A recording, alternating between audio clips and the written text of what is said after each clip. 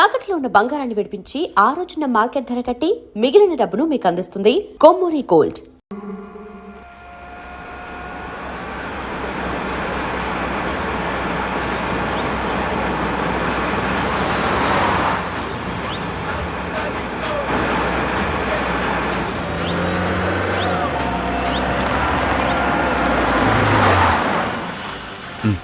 ఈ టైంలో కార్ ఆగింది ఏంటి?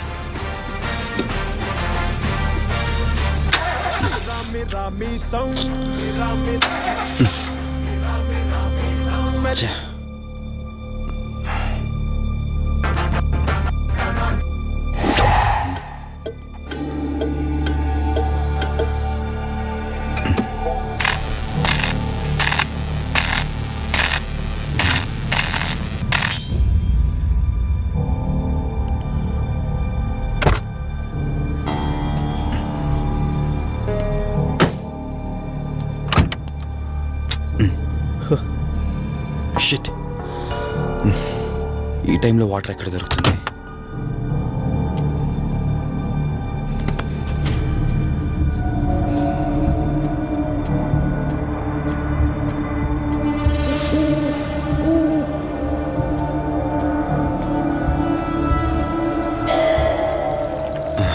Thank God.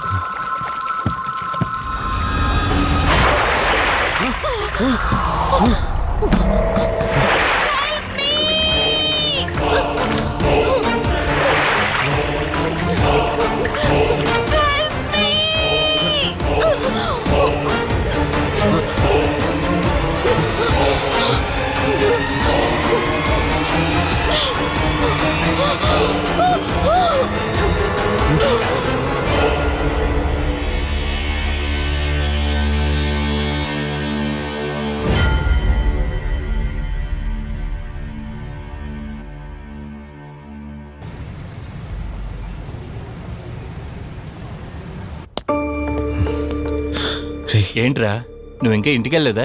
తనకి ఎలా ఉందిరా? షీఈ్ ఆల్ రైట్ రా. కరెక్ట్ టైంలో తీసుకొచ్చా. Thank God. నీటిలో పడ్డం వలన పెద్దగా దెబ్బలు కూడా ఏం తగలలేదు. ఫిజికల్గా తను బానే ఉంది. రిపోర్ట్స్ కూడా నార్మల్గానే ఉన్నాయి. కాకపోతే ఏమైందిరా? She lost her memory. తనెవరు, తన అడ్రస్ ఏంటి, ఎంత అడిగినా కానీ చెప్పలేకపోతుంది. అంటే తనకి ఇప్పటిదాకా జరిగిందేది గుర్తులేదు. God, if you don't mind తనని ఒకసారి చూడొచ్చా? షూర్. Room number 403. నువ్వు వెళ్ళు, నేను వస్తాను. ఓకే.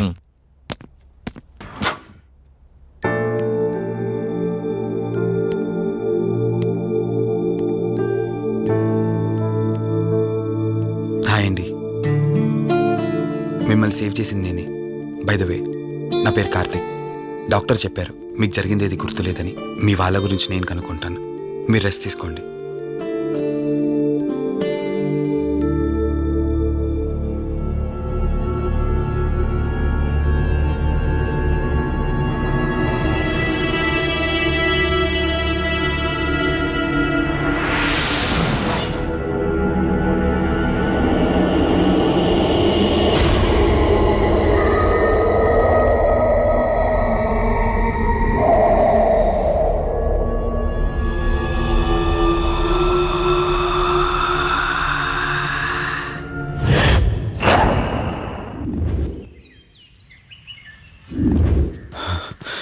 ఏంట్రా, ఈ రోజుల్లో సైన్స్ ఇంత డెవలప్ అయింది. ఆ అమ్మాయి నార్మల్ కండిషన్లోకి తీసుకొచ్చే దారేం లేదంటావా? అవునరా, నువ్వు చెప్పింది కూడా కరెక్టే. అప్పుడప్పుడు ఇలాంటి కేసెస్ వస్తే మా డాక్టర్స్ కూడా సవాల్గా ఉంటుంది. అంటే ఎన్ని రోజులు పట్టచ్చు? ఎగ్జాక్ట్గా ఎన్ని రోజులని చెప్పలేం, కానీ ఒక్కోసారి వన్ డేలోనే గుర్తుకొచ్చేయచ్చు. కొంచెం క్రిటికల్ అయితే ఓ 4 రోజులు పట్టచ్చు. సమ్ టైమ్స్ లైఫ్ లాంగ్ గుర్తు రాకపోయినా ఆశ్చర్యపోకర్లేదు. అంటే మనం ఏం చేయలేమా? చేయలేమని కాదురా, మన ప్రయత్నం మనం చేద్దాం. ఎందుకని మంచిది, పోలీస్ కంప్లైంట్ ఇద్దాం. అది కాదురా, పోలీస్ కంప్లైంట్లు అది ఇది అంటే ఈ కేసులు ఇంట్రాగేషన్లు అన్నీ ఉంటాయి. అవసరం అంటావా? తప్పదురా, అసలే యాక్సిడెంట్ కేసు. పోలీస్ కంప్లైంట్ ఇవ్వకుండా మేము ట్రీట్మెంటే స్టార్ట్ చేయకూడదు. నువ్వు నా ఫ్రెండ్ కాబట్టి రిస్క్ చేశాను.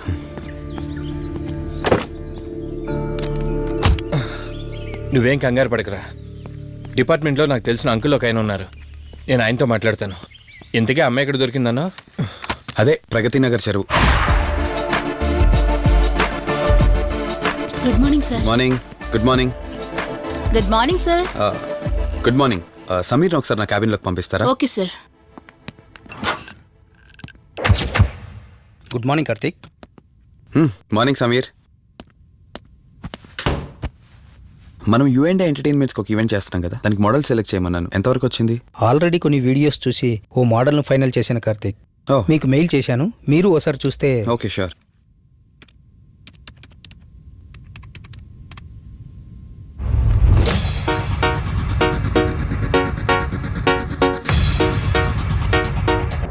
వావ్.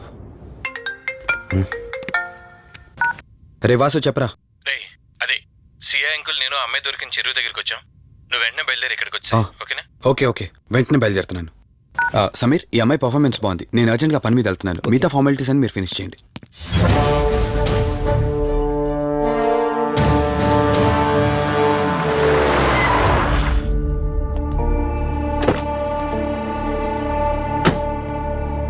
అంకుల్, నేను చెప్పాను కదా, నా ఫ్రెండ్ కార్తీక్. Hello sir. ఇక్కడే కదా నీకు అమ్మాయి దొరికింది? అవును సార్. ఇంత రాత్రి వాళ్ళని ఒక్కడవే ఇక్కడేం చేస్తున్నావు? బేసిక్గా I'm event organiser. Event finish చేసుకుని ఇటు వెళ్తుంటే. అంటే ఇక్కడికి వచ్చాక నీకు ఆరాగిపోయిందంటావు? అంకుల్, వీడు నాకు చిన్నప్పటి నుంచి ఫ్రెండ్. వీడి గురించి నాకు బాగా తెలుసు. అలాంటి వ్యక్తి కాదు. కావాలంటే మా డాడీని అడగండి. నువ్వు చెప్పేది కరెక్టే కావచ్చు వాసు. ఈ ఒంటి మీద యూనిఫామ్ ఉందే దేన్ని పూర్తిగా నమ్మదు. ఓ పని చేయండి, రేపు పేపర్లో అమ్మాయి ఫోటో వేయించండి. తన వాళ్ళు ఎవరైనా వస్తారేమో చూద్దాం.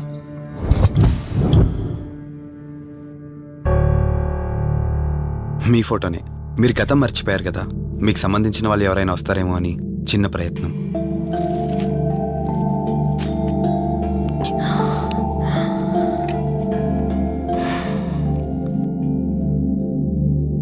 ఒకవేళ ఎవరూ రాకపోతే? అయ్యో, అలా అంటారేంటండి? తప్పకుండా వస్తారు.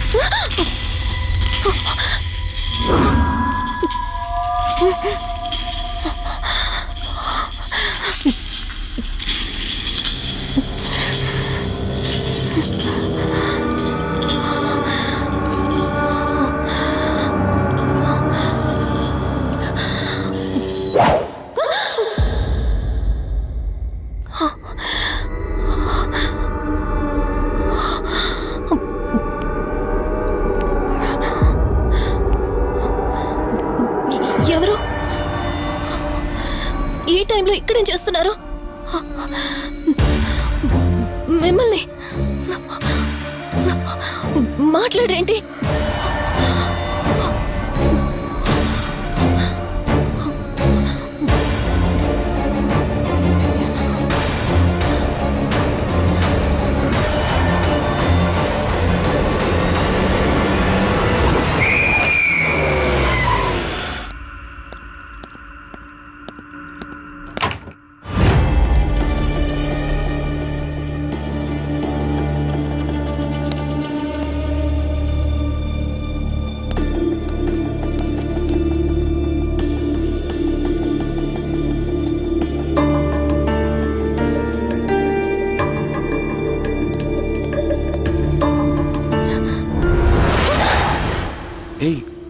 నేను కార్తిక్ని.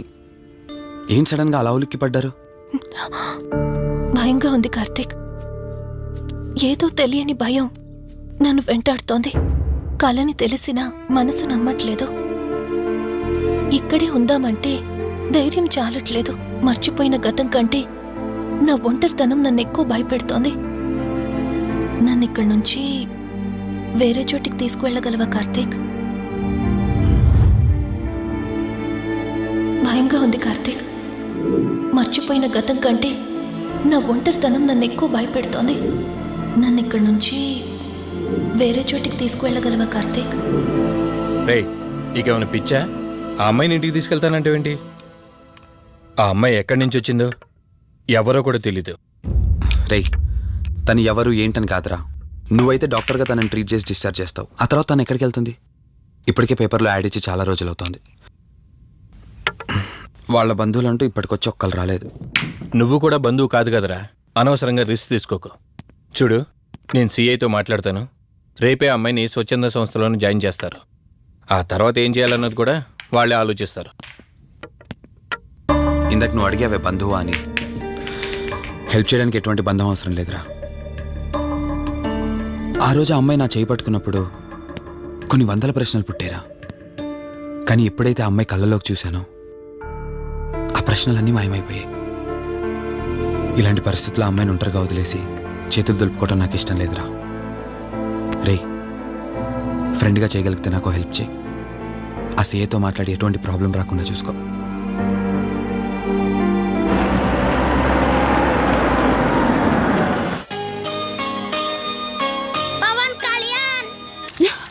ఈ ట్యాప్ ఒకటి వస్తామని ఇరిటేట్ తెప్పిస్తుంది.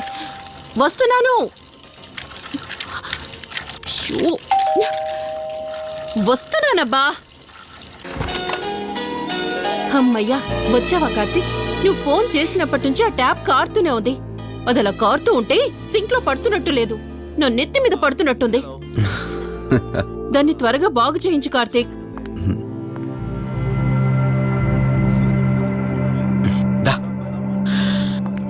నేను చెప్తూ ఉంటానే, తనే మా వదిన. అన్నయ్య ఎప్పుడు ఫుల్ బిజీగా టూర్స్ తిరుగుతుంటాడు, కానీ మా వదిన మాత్రం నన్ను సొంత కొడుకులా చూసుకుంటుంది.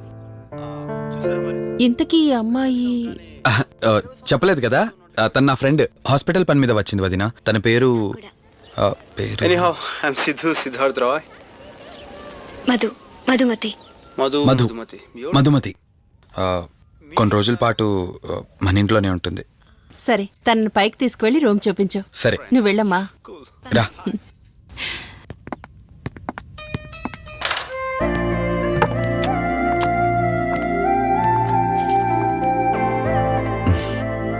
ఇదే నీ గది.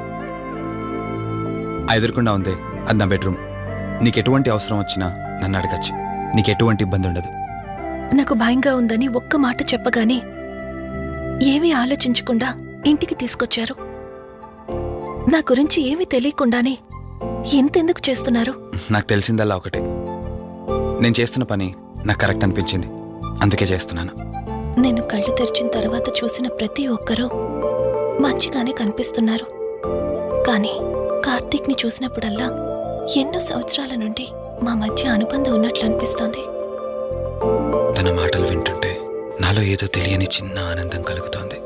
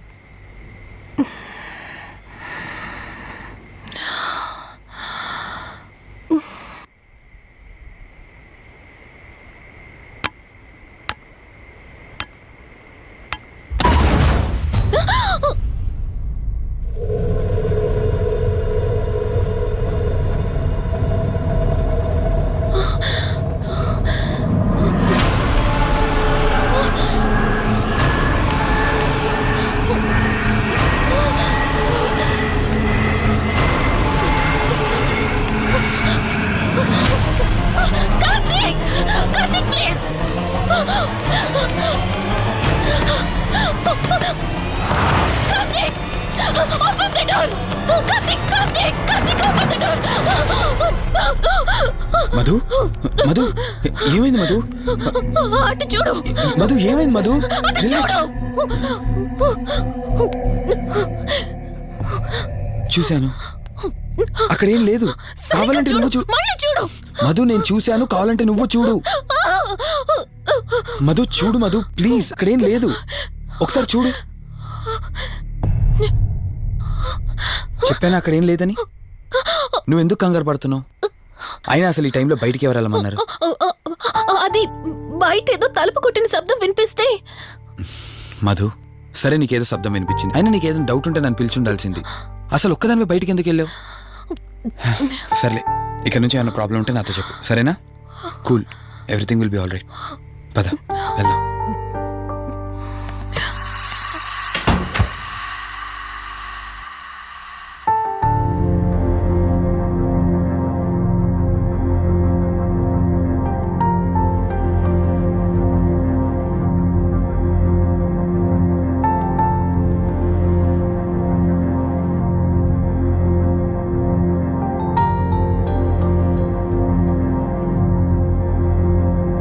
It's okay. మీరు కొంచెం బయట వెయిట్ చేయండి.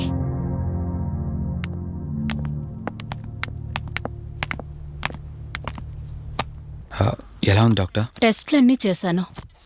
Mental status, calcium levels and liver troubling, ఎందులోనూ ఎలాంటి ప్రాబ్లం అయితే కనపడలేదు. రిపోర్ట్స్ అన్నీ నార్మల్గానే ఉన్నాయి. మరి ఎందుకు భయపడుతున్నట్టు డాక్టర్? అదే నాకు అర్థం కావడం లేదు. లాస్ ఆఫ్ మెమరీ పేషెంట్స్ని చాలా మందిని చూశాను, బట్ షీఈస్ డిఫరెంట్. ప్రస్తుతానికి కొన్ని మెడిసిన్స్ అయితే రాసిస్తాను, షూర్. వాడి చూడండి. డెవలప్మెంట్ ఉంటే ఓకే, లేదంటే ఫర్దర్ ట్రీట్మెంట్ ఏంటన్నది తర్వాత ఆలోచిద్దాం. Okay doctor, thank you doctor. Okay. వదినా, బయలుదేరదామా? చెప్పరా వాసు. రే, అర్జెంటుగా బయలుదేరి నా హాస్పిటల్కి రా. ఏరా, ఎనీథింగ్ సీరియస్? అలాంటిదేం లేదు, నువ్వు ముందు బయలుదేరా. సరేరా, వస్తున్నాను. వదినా, మీరు తనని ఇంటికి తీసుకెళ్ళండి, నేను వెళ్ళి వాసన కలిసేసి వస్తాను. సరే. ఎరా ఫోను నువ్వు. ఏంటి, నన్ను చూడగానే ఫేస్లో ఎక్స్ప్రెషన్ చేంజ్ అయింది? కొత్త కాపురం ఎలా ఉంది? అంతా హ్యాపీయేనా? కొత్త కాపురం ఏంటి సార్? నీ హీరోయిన్ని ఇంటికి తీసుకెళ్ళావంట కదా? అంకుల్ ప్లీజ్, వాడు అలాంటి వాడు కాదని నేను మీకు ముందే చెప్పాను. మీరు అనవసరంగా అనుమానిస్తారు. సరే సరే, నేను ఎందుకు వచ్చానో ఇప్పుడు నీకు చెప్పలేదు కదా. ఆ అమ్మాయి డీటెయిల్స్ అన్ని స్టేషన్స్కి ఫార్వర్డ్ చేశాను. కేసు ఫైల్ చేసి 5 days అవుతున్నా ఇంతవరకు తన సంబంధికులు ఎవరూ బయటకు రాలేదు. సరే చూద్దాం, వెళ్ళొస్తాను. ఇంకో 5 days వెయిట్ చేస్తా, తర్వాత నీతోనే స్టార్ట్ చేస్తా ఎంక్వైరీ.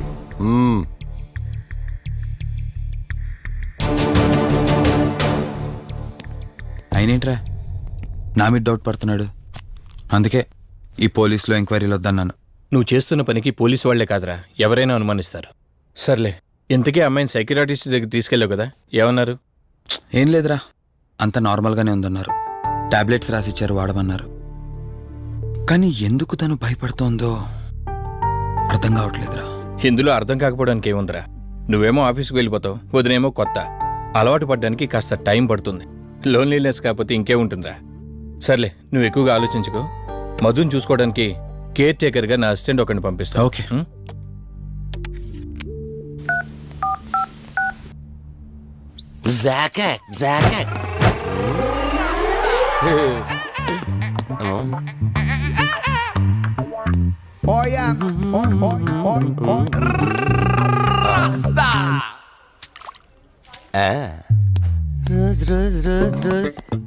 పీస్ అదిరిపోయింది.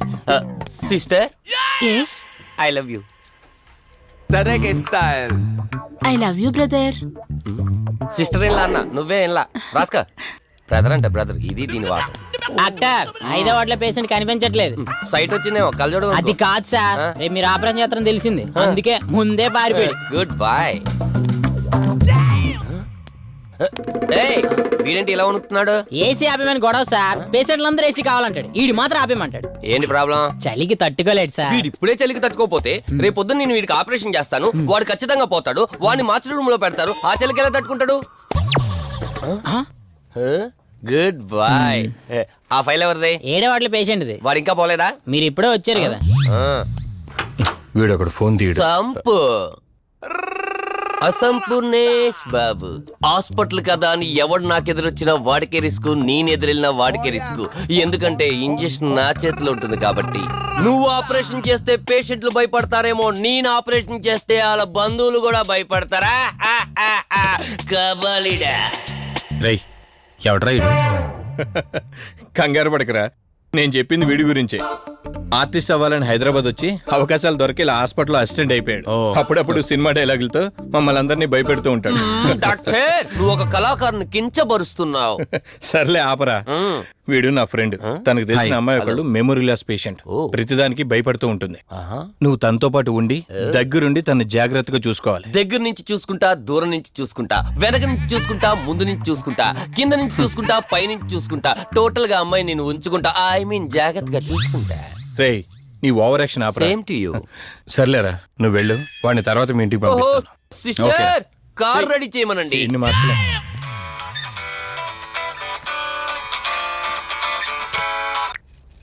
చెప్పు కార్తిక్. వదినా, మధుని చూసుకోవడానికి ఒక కేర్ టేకర్ వస్తున్నాడు. మధుని పరిచయం చేయి. బై ది వే, ఆడికి కొంచెం ఎక్స్ట్రాలు ఎక్కువ. ఆడితో జాగ్రత్త. వచ్చినట్టున్నాడు, నేను వెళ్ళి చూస్తాను. ఓకే. Gladiator, radiator, mediator. సునామీకి చుట్టాన్ని, ప్రళయానికి పొట్లాన్ని, గన్లో బుల్లెట్ ని, ఇలియానా జాకెట్ ని, అతివృష్టికి అన్నయ్యని, అనావృష్టికి తమ్ముణ్ణి. అయిపోయి అసంపూర్ణేష్ బాబు. ఏంటయ్యా ఇంతవరకు ఎవరితో మాట్లాడుతున్నావు? మీతోనేనండి. ఇంట్రడక్షన్ కదండి, కొంచెం బిల్డప్ ఉంటుందని. బాగా ఎక్కువైందండి? చాలా ఎక్కువైంది. లోపలికి రా. కుడికాలు పెట్టనా, ఎడంకాలు పెట్టనా? నువ్వు ఆడావా మాడావా? మీరు చాలా తేడాగా ఉన్నారే. 2 కాలు పెట్ట. పదండి. సరే రండి. ఏంటి కంపు? నాట్ కంపు, అసంపు. షాట్ చెప్పడం మర్చిపోయాను. నా పరిచయం మీకు 10 కాలాల పాటు గుర్తుండాలంటే సంథింగ్ స్పెషల్ గా ఉండాలని ఆలోచించి గుమ్మం ఎదురుగా గేదేసిన ప్యాడ్ని తకచ్చా. చిచి, ఏంటి విచిత్రంగా మాట్లాడుతున్నావు? ఈ రోజుల్లో తలా తోక లేకుండా మాట్లాడితేనే ఆడియన్స్ కు బాగా కనెక్ట్ అవుతున్నారు మన హీరోలు కదండి. బోబోయ్, ఆపు నీ నస. రా. దీనికి ఇలా అర్థమైందా? ఓకే. మధు, నిన్ను చూసుకోవడానికి కార్తిక్ కేర్ టేకర్ని పంపించాడు. చాలా ఎక్స్ట్రాలున్నాయి, జాగ్రత్త అమ్మాయి. దీనివల్లే దీనికి ప్రాబ్లం వచ్చుంటది.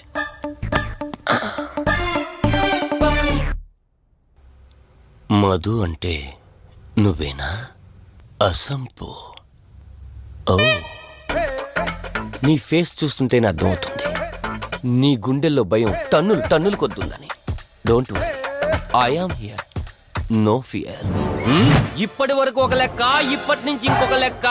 భయం దానెబ్బ, దానికి రక్త చరిత్ర, మరో చరిత్ర కలిపి చూపించేస్తా. వీడిలాగే అరుస్తూ ఉంటాడు, నువ్వు ఇక్కడ ఉంటే దడుచుకుంటావు. రారా. ప్రతి దాంట్లో ఎంటర్ అయిపోతుంది. ఫ్రెష్ అయ్యి వస్తాను. వీలుంటే కలిసి లంచ్ చేద్దాం. నాకు నాన్ వెజ్ బాగా ఇష్టం, వండమని చెప్పండి.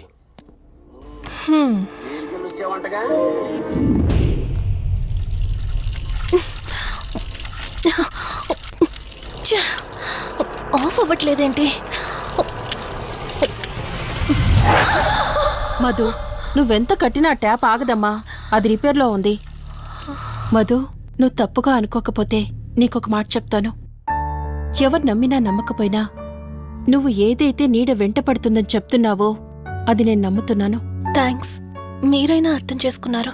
కార్తీక్కి ఇలాంటి వాటి మీద నమ్మకం లేదు. నువ్వు తనతో ఏది చెప్పనంటే నీ సమస్యలన్నింటికీ పరిష్కారం నేను చెప్తాను. నేనేం చెప్పను. నీ మనసులో ఉన్న ప్రశ్నలన్నింటికీ ఒక ఆమె సమాధానం చెప్పగలదు. ఆవిడే దుర్గాబాయ్. నీకు అభ్యంతరం లేకపోతే నిన్నావిడ దగ్గరికి తీసుకువెళ్తాను. సరే.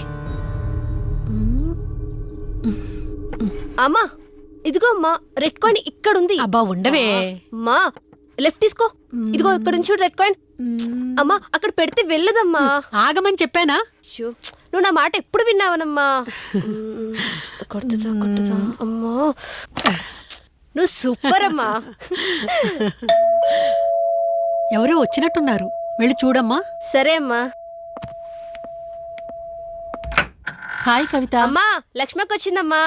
లక్ష్మి, ఏమిటి ఈ టైంలో ఇంటికొచ్చావు? నీకెంత ధైర్యం ఉంటే నా ఇంటికి వస్తావే? ఈ ఇల్లెవరితో తెలీదా నీకు? దుర్గాబాయ్, నేను లక్ష్మిని. నీతో పాటు ఎవరిని తీసుకొచ్చావు? దుర్గాబాయ్, మాతో పాటు ఎవరూ రాలేదు. నేను మధు ఇద్దరమే వచ్చాం. కాదు, మీరిద్దరే కాకుండా మీతో పాటు ఒక నీడను కూడా తీసుకొచ్చారు.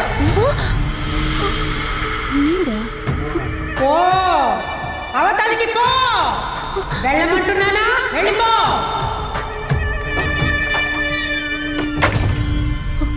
దుర్గాబాయ్, కళ్ళున్న వాళ్ళెవరూ కూడా నన్ను ఒక నీడ వెంటాడుతుందని నేనెంత చెప్పినా నమ్మడం లేదు. కానీ మీరు నా గురించి నేనేం చెప్పకుండానే నా పరిస్థితిని అర్థం చేసుకున్నారు. చూడమ్మా, కళ్ళతో మనుషుల్ని చూడగలం కాని ఆత్మల్ని చూడలేం. నువ్వేదైతే నీడనుకుంటున్నావో అది నీడ కాదు, ఆత్మ. అది నీ వెనకాలే తిరుగుతోందంటే నీ వల్ల ఏదో పొరపాటు జరుగుంటుంది. దుర్గాబాయ్, గతం అంటూ తనకి ఏమీ గుర్తులేదు. కారణం లేకుండా ఏ ఆత్మ వెంటపడదు. మొదటిది, ఏదో ఒకలాగా పగ తీర్చుకుని ఈ అమ్మాయిని నాశనం చేయటం. రెండవది, ఈ అమ్మాయిని ఆయుధంగా వాడుకుని తన అవసరం తీర్చుకోవడం. పగ తీర్చుకోవడానికి నేనేం తప్పు చేశాను? దీనికి సమాధానం తెలియాలంటే నీ గతం గుర్తుకు రావాలి. అందుకు ఒకే ఒక దారుంది. ఆ ఆత్మని బంధించి నీ గతమేమిటో తెలుసుకోవాలి. ఆత్మతో మీరు మాట్లాడగలరా? ఈ రాత్రి సరిగ్గా 12 గంటలకు మీరిద్దరూ ఇక్కడికి రండి. అమ్మయ్యా, వీళ్ళు పడుకున్నారు. మధు, మధు, కార్తీక్ పడుకున్నాడు. త్వరగా మనం వెళ్ళొచ్చేద్దాం పదా. సరే. అవును, ఈ టైంలో ఆటోలు దొరకవు. కార్తీక్ కార్లో వెళ్ళి రావచ్చు. నాకేమో డ్రైవింగ్ రాదు. ఇప్పుడెలా? సంపు, అసంపు, సంపు.